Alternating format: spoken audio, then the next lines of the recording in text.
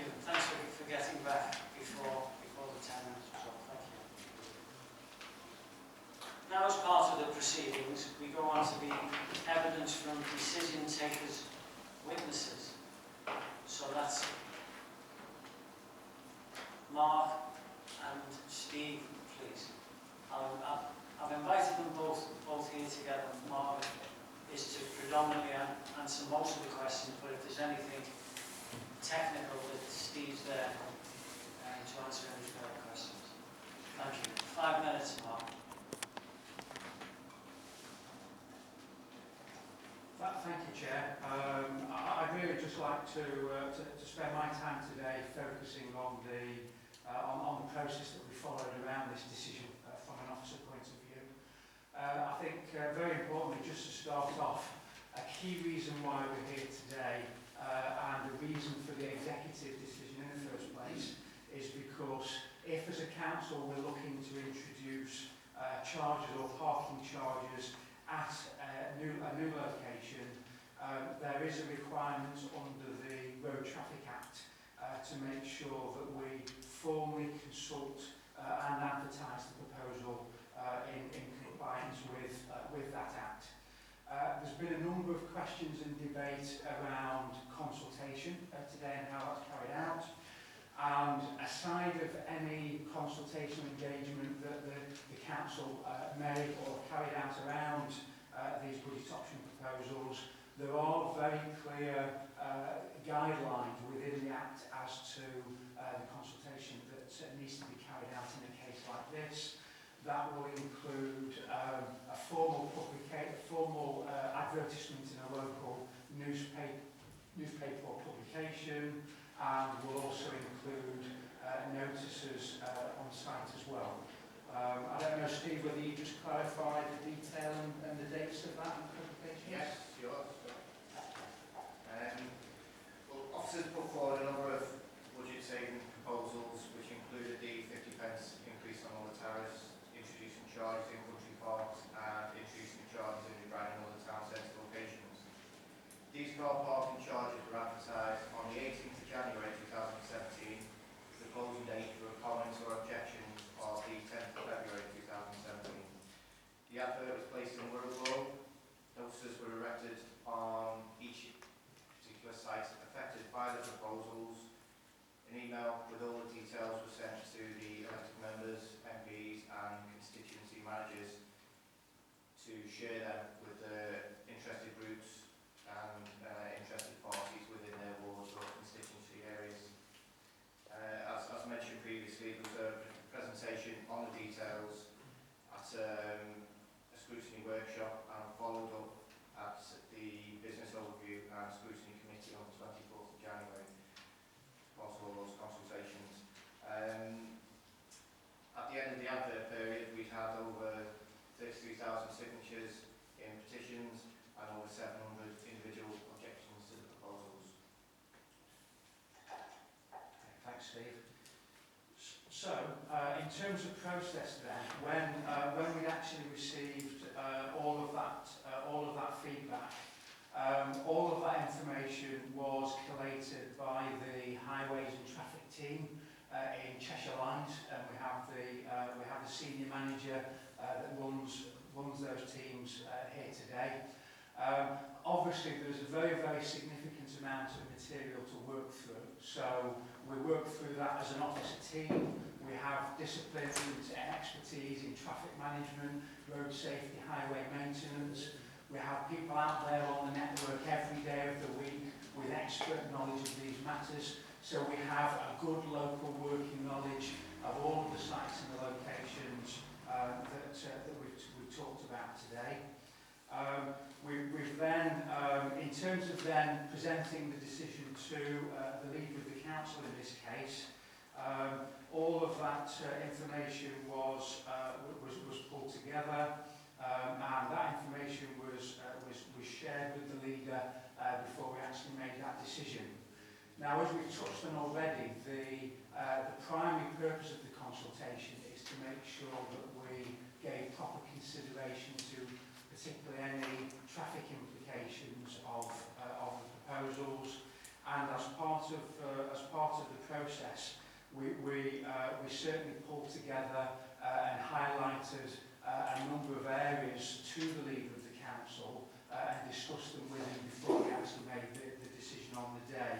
And really, not an exhaustive list, but just to highlight some of the key themes discussed with the leader of the council.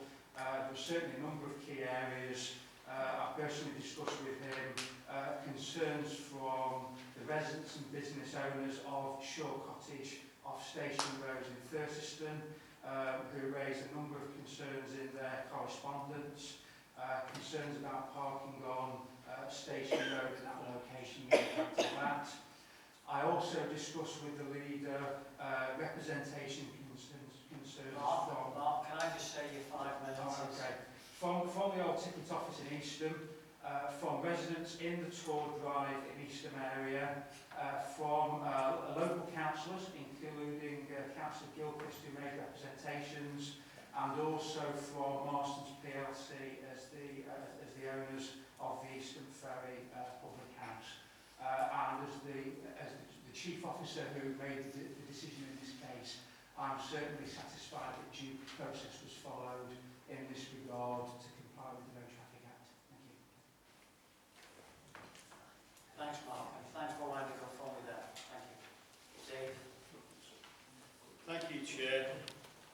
It might sound a bit repetitive from me, but again, I am going to read out the recommendation from the Select Committee that was presented, and it was at the Business Overview Scrutiny Committee.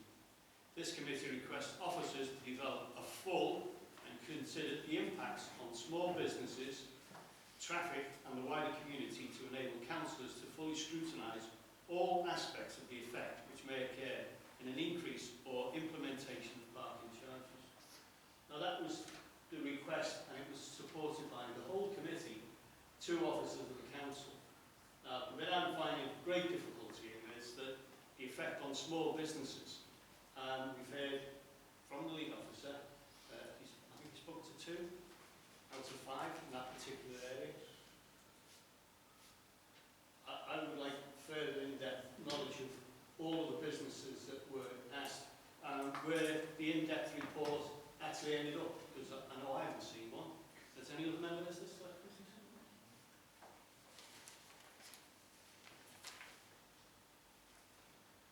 Okay, thank you, Chair.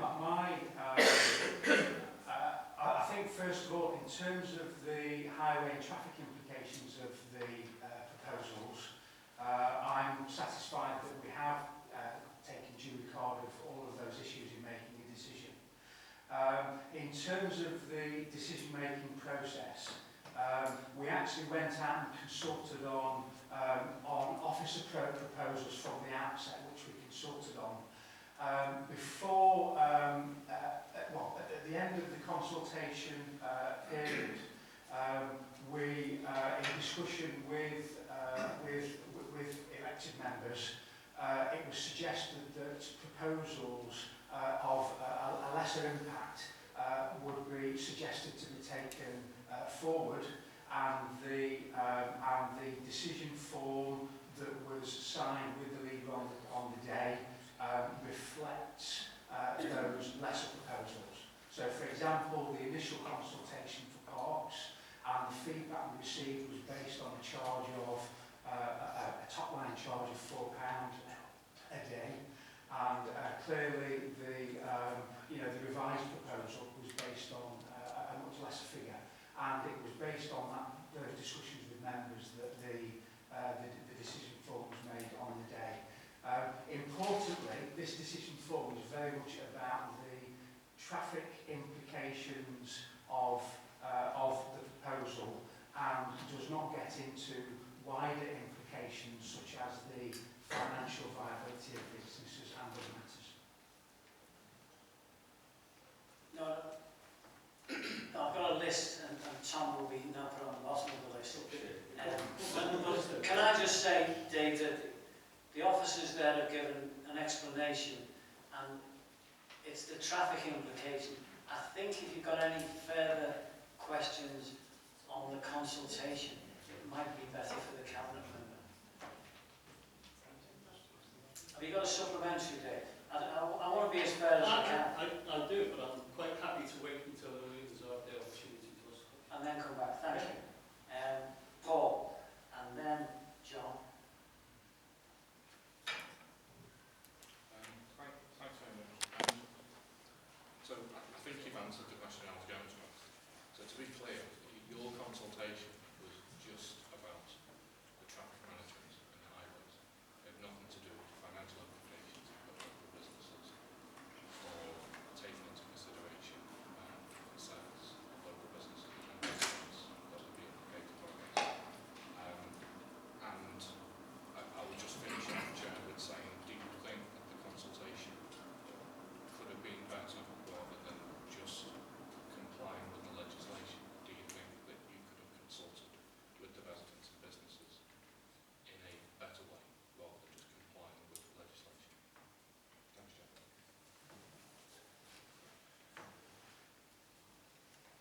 I think just on the point of the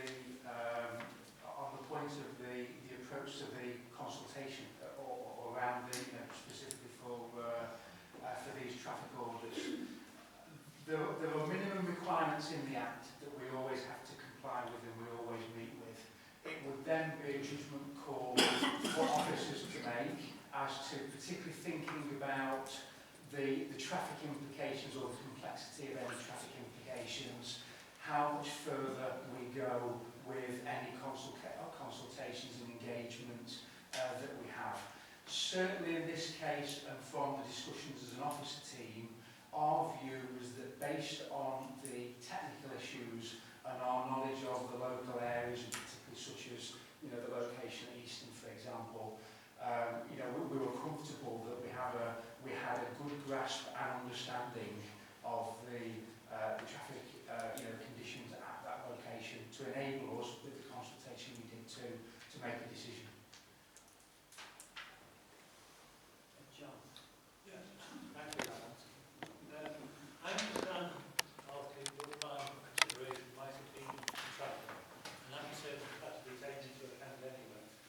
But when you think about it, the total number of businesses that we've been talking about today at all the country parks is very small. And I ask myself whether, I'm not blaming you in particular, we probably have following past custom as to what we were doing. But I really do think in this situation, with relatively few businesses across four country parks, somebody, in considering what action needed to be taken on consultation, should have thought about the viability of the businesses concerned. I'm absolutely amazed that that didn't take place. It's not a question. I'm sorry to say I'm making a comment here. And I think it's one that people are surprised. If all members of the committee, no matter which way you vote at the end of it or not, don't take the same view. Through you, Chair, just to confirm, any aspects such as the commercial viability of a local business were not a material consideration in this process. Thank you, Mark. Lesley. Thank you, Chairman. Can I ask the officers, this is just an observation to start with, Chair, but then I have got a question. I mean, it's been a shame really because these have been portrayed as officers' recommendations, and we all know they're not officers' recommendations, they're just put to the elected members, because after all you don't stand for election and the elected members do.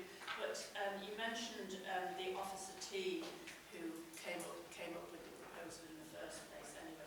And I was just wondering, a lot has been talked about the consultation that either did happen or didn't happen, or perhaps should have happened with business owners, particularly in the country parks. But can you tell me if it was yourself or at what point the Director of Public Health was brought into those consultations to measure, if possible, what the detrimental impact would have on the health of people who access those parks if they weren't allowed the free, open aspect of it? I mean, was the Director of Public Health part of that officer team looking at this consultation? And if she wasn't, perhaps with hindsight, should she be? through you, Chair, there are two separate issues here. One issue is the approach that the council takes corporately to deciding and setting its budget and the consultations that it may carry out in that form, in that process. And in my view, that is separate to the specific executive decision and the process that we followed here, which was all about advertising in a particular way to comply with a piece of road traffic legislation and making sure that we gave proper consideration to the highway and traffic issues to comply with that piece of legislation. And that was the key purpose for the process that we followed and the decision that we've made here today, if that helps. Could I just remind members again, the questions, dare I say, like that one, Lesley, might be better asked of the cabinet member. Oh no, they don't answer questions again, do they? Well, it's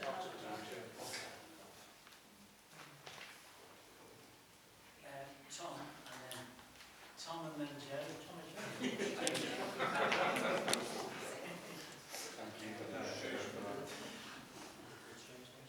Notwithstanding what we've just said, Chair, and following on from Councillor Rennie's point, there seems to me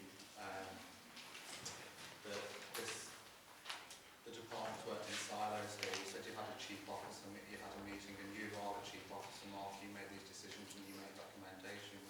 So what I want to know is, did you make any recommendations to consult further to see the wider impact, as you said, on public health, on the viability of the businesses? Where does this fit into the 20 pledges? And if you did, who did you say it to? And what advice was given to the decision makers there?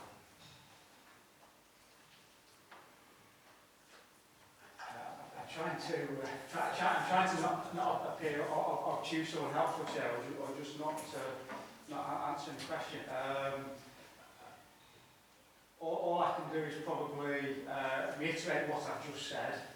And just for general background, I guess if you go back to the December Cabinet report, there were a whole series of proposals that were formulated by an officer team at the time, which were part of that process. It was an overall corporate process, and that's what we went out and consulted on at that time, and that has just been very much part of the general corporate approach. And really, I wouldn't be the best placed or the appropriate person to get into the detail as to the council's approach to how it consults on as part of the budget setting process.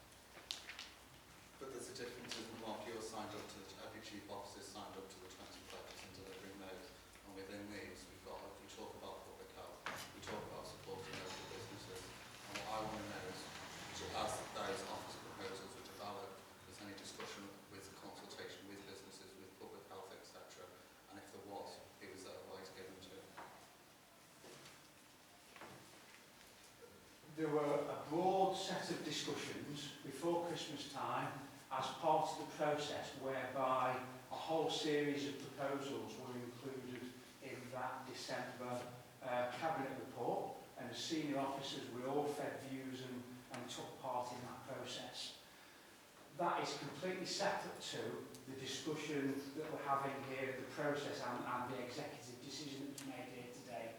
Another way of looking at this would be to say, if it wasn't for the requirements of the Road Traffic Act and the requirement to carry out a statutory advertisement if you want to introduce charges at a new location, would we have done this process and would we have made this decision to be sat here today?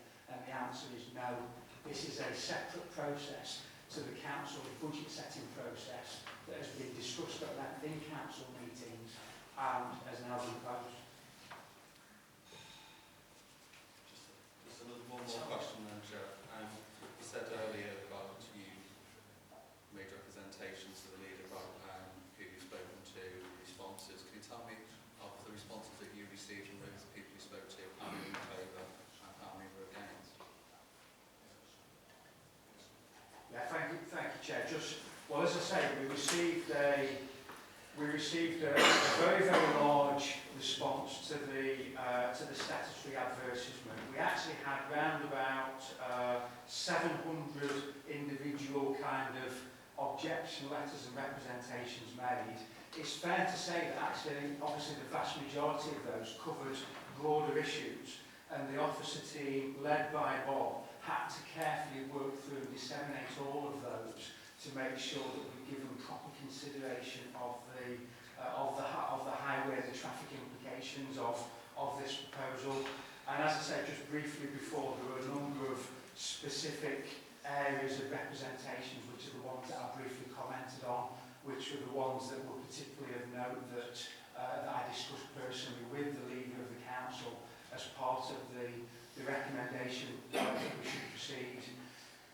Just a final point, certainly from a chief officer point of view, my very, very clear recommendation to the leader is that, in my professional view, taking account of those traffic representations invited and received was appropriate to continue. But obviously, very importantly, as we often say, if the proposals are then introduced, obviously they'll be subject to very careful monitoring and evaluation over time, to make sure that, that everything on the highway network is performed properly. Well, Mark, I must say I'm disappointed in you. I know, if we criticise you, we normally can't respond mechanically today because we're all talking to each other. But you're a very senior officer in this council, probably one of the ones that we've been told is earning more than the Prime Minister's earning. Gerry, that's not... He may be. Gerry, please, just switch your microphone off, please. That's wholly inappropriate for this meeting, honestly. We're here to ask more questions on the TRO. Mark's explained more than once about the process that he had to follow, following the Constitution and the law of the land, if you like.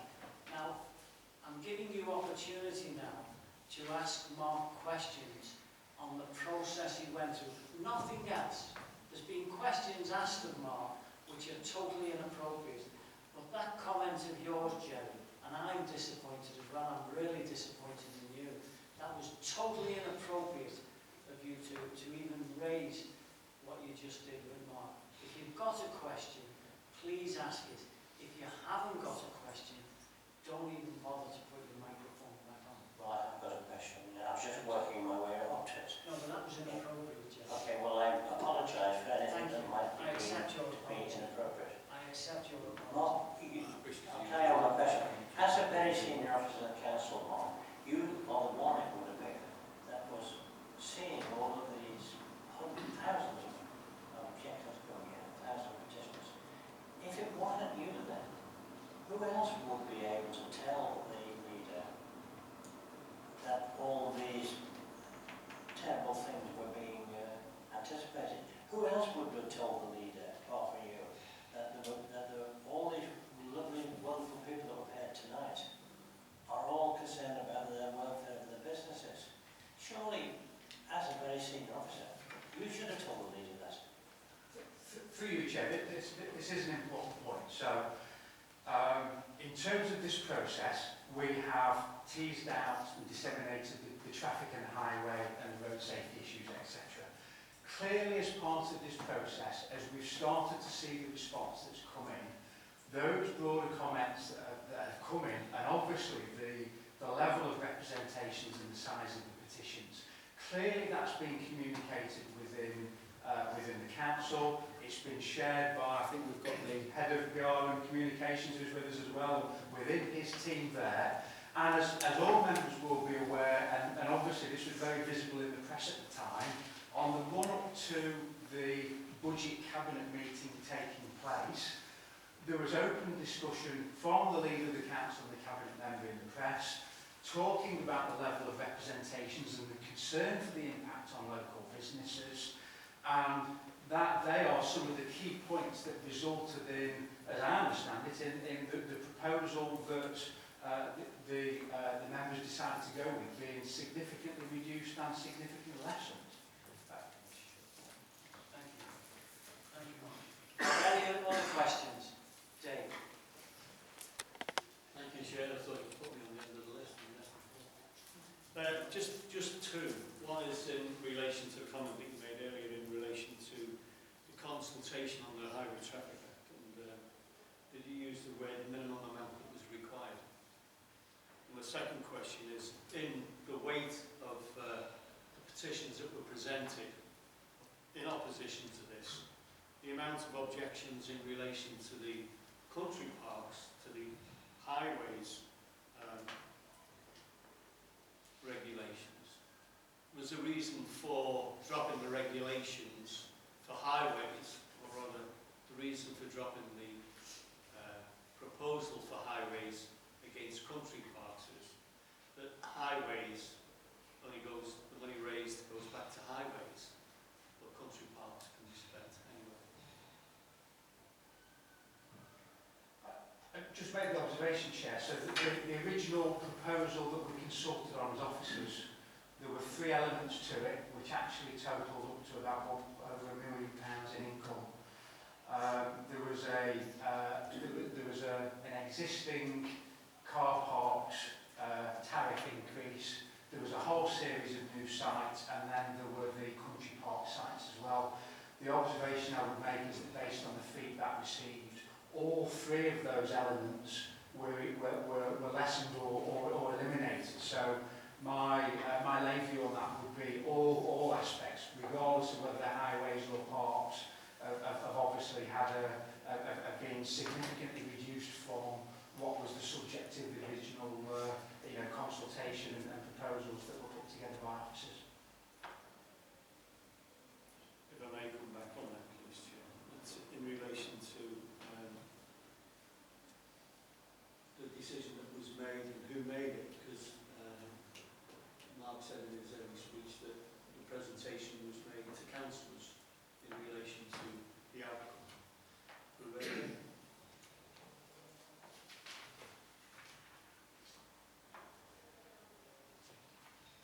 Sorry, in relation to The outcome? the feedback. The outcome? Yeah, sorry, the feedback, obviously a very sizable feedback. So we actually had, for a period of time, we had a very large records box that the team had to pull over in Cheshire lines, that Rob worked through, that I worked through, and actually the leader of the council had that full box of representations and worked through that in his office personally, and went through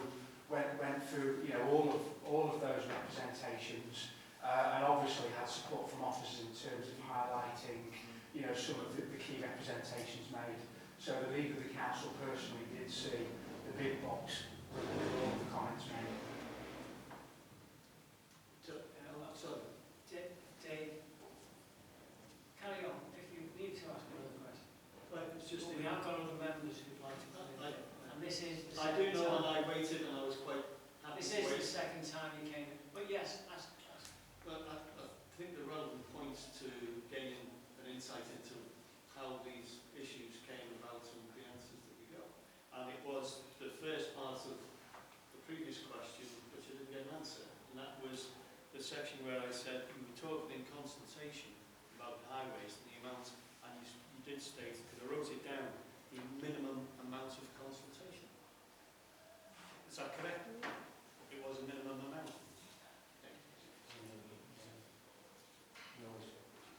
Yeah, I think, Chair, I think I said we obviously always do the minimum to comply with the Act, and I think my answer was that the minimum requirement is a local recognised publication, for example, the Globe, notices on site for a minimum period of time. So that is the minimum requirement. I don't know if Steve's got anything else to add around. Yeah, I think I mentioned earlier, email all members because it's something which would affect all members. Normally it would just be members in a particular ward or affected wards, but we sent all the information out to the constituency managers as well, who would have, in my view, a better understanding of local groups, etc., or interested people within their constituency areas, and spoken with them to then share those emails with friends of parks or etc., or interested groups. Thank you.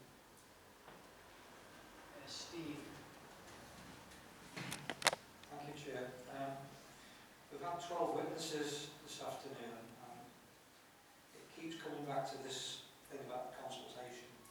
I think we were expecting to get more answers from yourselves on the consultation. Tom asked you directly about the for and against, which, okay, I don't think you can answer. Maybe first point will be, well, who can? And this afternoon, we've heard, well, I haven't heard any evidence of anyone, anywhere saying, yes, that's a good idea. Have I got that one? Yeah, no, for you, Chair, apologies if I wasn't specific. So I talked about the numbers, around about 700 individual, items. I think, they were pretty much all, representations of objection against the proposal. I think it's a fair assumption. Thank you, Chair.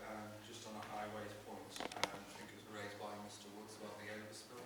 So what impact has been, or what assessment some of the impact of the overspill, say, into London Cemetery, people parking there, because that would actually feel a lot of distress to mourners when they can't park there. So what's happened there?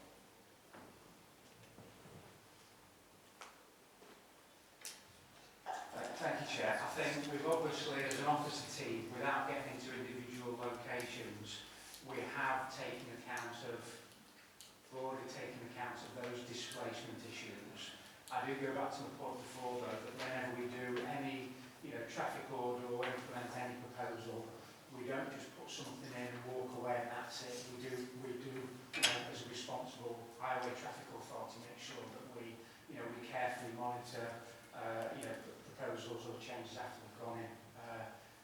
And sometimes it may well be that there may be small localised issues, that we may need to look at or take further action.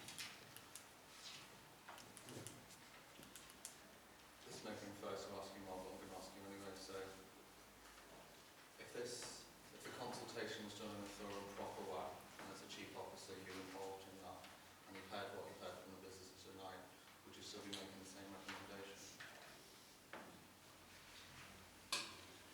Through you, Chair, as we've said already, this is not about broader considerations such as business viability or all those very eloquent points we've heard today.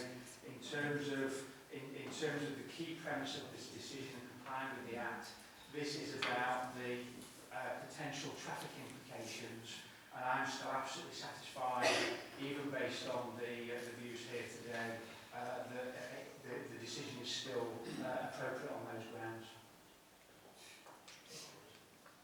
Thanks, Mark, and thanks, Steve. David, to my left, David Armstrong, indicated that he'd just like to make a brief comment. But thanks, Mark, and thanks, Steve. I think it's just to come on the end of that response. I think, as Mark said, the call was related to the traffic regulation. I think I'm conscious there's some people sitting here who've expressed their views more than once in this room, because Councillor Green asked Mark and I to attend a meeting, I think it was about 4 weeks ago, and we listened to similar arguments. It's just to assure those people that Mark and I undertook to take all that feedback back, and we did. In fact, we wrote it up over the weekend while Mark's colleagues and he worked on the traffic order as well, and the feedback about the effects on businesses was fed back into this process. Clearly, it's not for us to take final decisions on these things. Thank you, Mark. Thanks, Steve.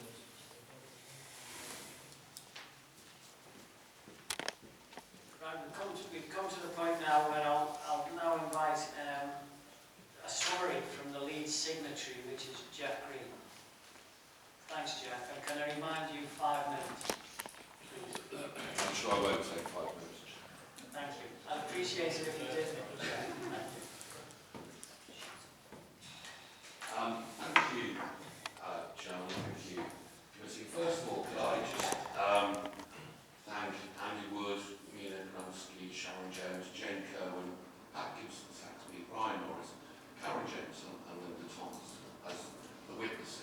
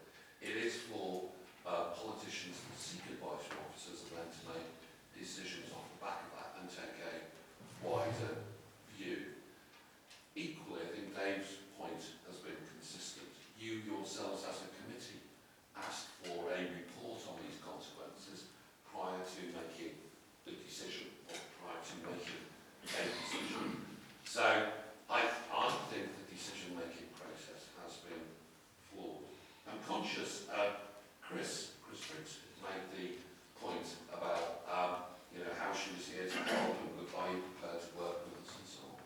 And I'm sure the people that are here, the businesses that are here, and the people that care about golf, that care about the people who used to park and football and so on, would of course be prepared to sit down and work through some of these issues.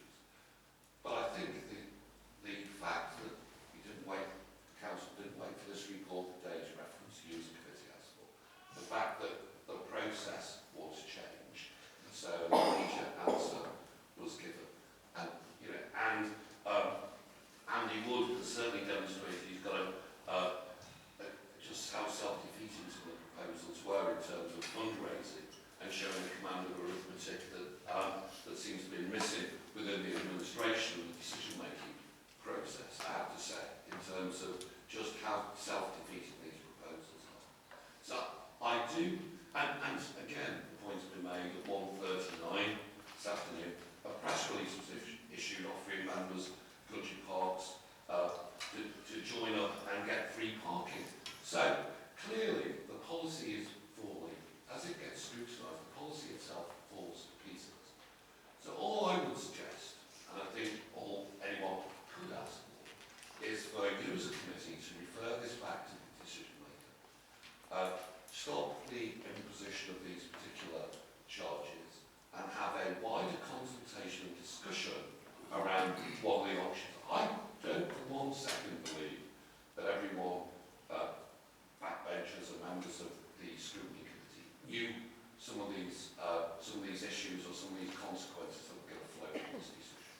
So I think it's an opportunity for us all as backbenchers to send this back to the Cabinet and say, think again.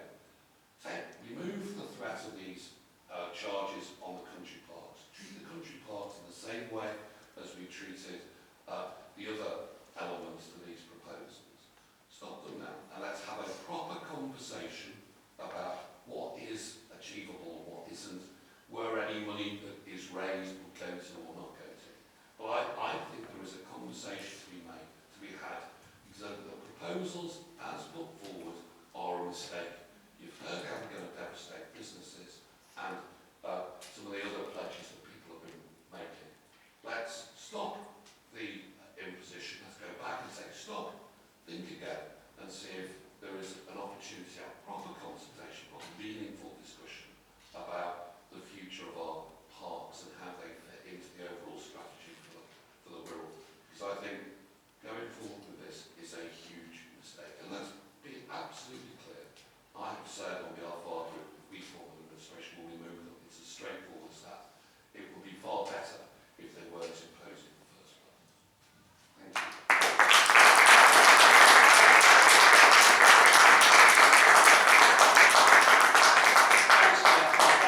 Thanks for keeping within the 5 minutes. Thank you. I'd now like to call the Cabinet member, please.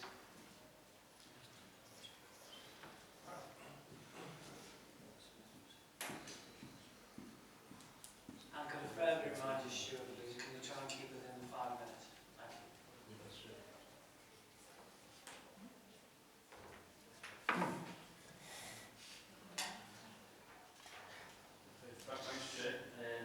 I'd also like to extend my thanks to members of the public and businesses who have already given evidence at this session. I think, sadly, we're at the point now in the 7th year of austerity. We've had to make tougher and tougher decisions. I certainly didn't want to introduce the carbon charges that much about. I think as a regular administration, that's something that we definitely didn't want to do. We're being forced into a corner. I think you need to bear in mind that in those 7 years we've been subject to £200 million worth of cuts. We've got 45 million next year and 100 million in the following years. I think we should just think about our feathers. And I know members opposite will say that there was new accusers moaning and growing how I'll be done soon now. But that's the seriousness of the financial situation we're facing. We've got some fantastic country parks, and I think you should spend a large amount of money maintaining those country parks, and that will go home somewhere. And I think it's really reasonable